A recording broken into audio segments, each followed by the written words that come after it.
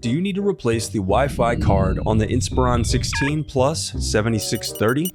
Also, you can click the top right of the screen to find this part or tools or additional help on our website, including written step-by-step tutorials with detailed images. Now that that's out of the way, let's jump into it. First, unscrew the bottom base cover. Now use a plastic scribe to separate and remove the bottom base cover. To prevent static discharge, I recommend disconnecting your battery before moving any further. Next, unscrew and remove the Wi-Fi bracket.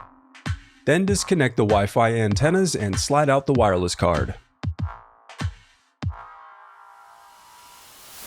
The reassembly of your laptop is as simple as following your steps in reverse.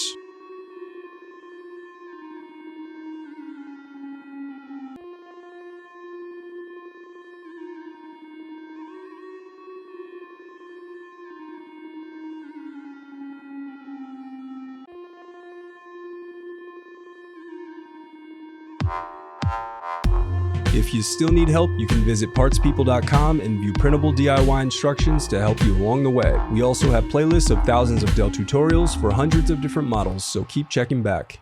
Thanks for watching.